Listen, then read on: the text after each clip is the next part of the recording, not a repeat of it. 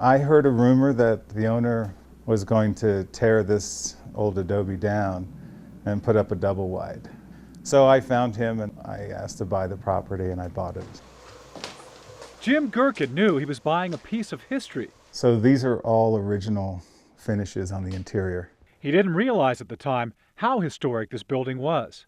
In 1851, the settlers came up from New Mexico and founded San Luis, Colorado, and then Fort Garland, and then further up, this place. This place is a large sheep ranch started by the Montoya family about the same time the Mexican-American War was ending.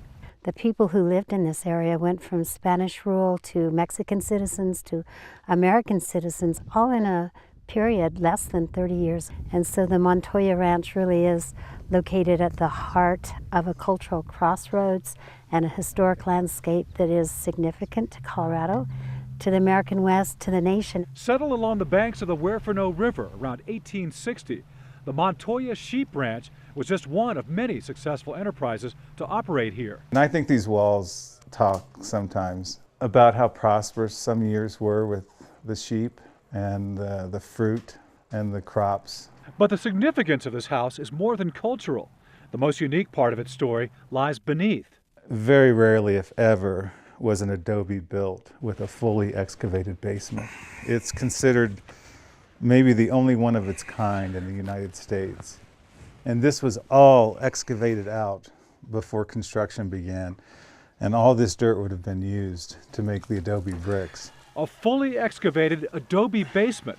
Historians couldn't believe it. Believe me, I had to send photo documentation to people to prove this is what we had here. If you notice, there are bars on that window, and there are accounts of this room in the basement being a jail.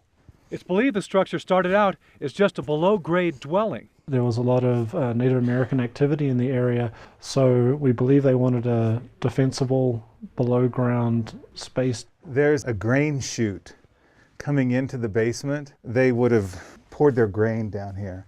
The above-grade portion was a later addition. And then the vigas that hold up the roof. The building changed as the years progressed and ownership changed. And then about 1910, 1911, they sold it to the Ferris family, immigrants from Lebanon, who were also in the sheep business. They punched some windows and added on the pitched roof that we see now and gave it European architectural features. They also saw other possibilities for making a little money by opening a store, for example. For as many cultures as the building may have brought together, its walls are now falling apart.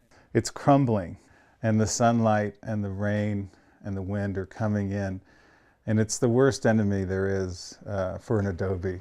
It is possible that if this wall fails, the entire structure could collapse. The highest priority is to repair the roof to keep water from getting into the adobe bricks.